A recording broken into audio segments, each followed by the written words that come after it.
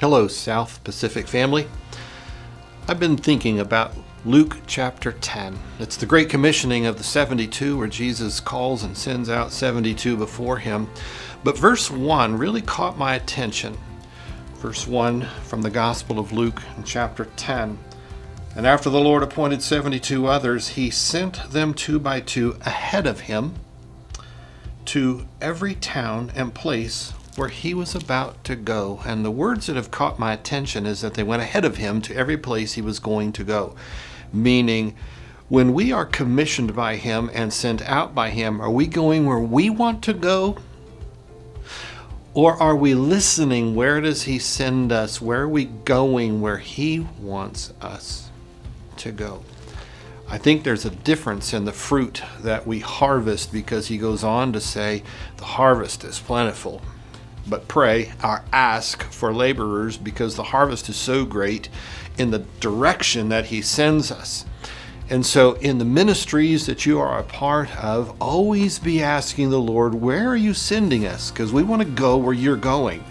That's where the fruit is. That's where the harvest is. And so it brings me full circle back to the 4 points that keep us focused here at the district office. The first and foremost, church planting, that we assist and direct, encourage, train church planting, both on a local level and a district level. So church planting is so important and so significant. My gratitude for what God has done and continues to do, as we have currently 17 church plants moving in that direction, and probably 7 or 8 others that are wanting to happen and wanting to be birthed. Very exciting. But the other 3 points are prayer dependent. I've talked about prayer now the last 3 years, and I continue even in this verse to ask, to pray, to seek. Prayer is undergird everything we do. It is in prayer where God gets the glory. It is in prayer that he delights. He delights. He has the answer. He has the provision, but he gets the glory when we ask. He delights in not granting the request, but in us coming to him to seek him for those things. So prayer dependent is got so many facets. But Holy Spirit empowered is really the direction of the next emphasis of our district. I really spent the first 3 years talking about prayer dependency. Now Holy Spirit empowered is really going to give my attention the next couple of years. Or until the Holy Spirit directs otherwise, because Holy Spirit empowered is really the difference maker between having something that's okay and having something that's supernatural, where God just does incredible things. Here's my observation about the Holy Spirit empowerment. He will often bring situations or opportunities, you might call them problems, trials, and challenges, but opportunities for him to get the glory. It's the situation where it's like man can't figure it out.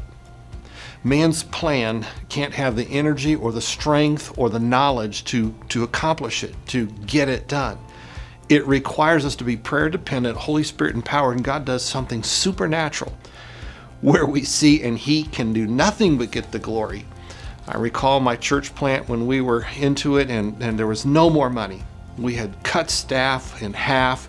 The staff that we did keep got their salaries cut in half. We were just barely hanging on, but we went into a very focused, prayer-dependent time for an hour every day, Monday through Friday. I called whoever wanted to come to the church for an hour of prayer for 2 weeks, from 7 to 8 p.m., and we focused on just being in front of him. We worshiped him in prayer. Not a lot of chatter. We didn't talk. We asked. We sought. We worshiped. The most phenomenal thing happened out of that is they didn't want to quit in 2 weeks. We actually went 6 weeks, but because of holidays, we had to cut it short. God moved, he breathed. Businesses not even connected or part of our church gave. We ended up with $60,000 in savings and back pay done, because God delights to do the impossible. I don't know what you're facing, but it's an opportunity for God to demonstrate his glory and his love. Prayer dependent, Holy Spirit empowered. And then lastly, emotional health. Our emotional health is important. You can never lead your church beyond where you are at, spiritually, physically, mentally, emotionally. We'll get more on that in the details in the future. Just want to remind you that October is Pastor Appreciation Month. That used to be celebrated a lot. You hardly ever hear anything talk about it.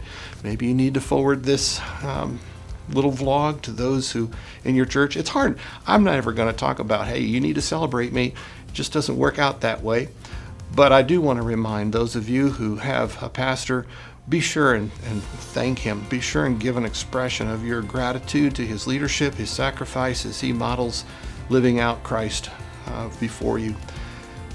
Lastly, hey, tech training for our children's and youth workers is in Arizona, Glendale, Arizona. That's October 19th. Be sure to go to the website and get more information. I appreciate you.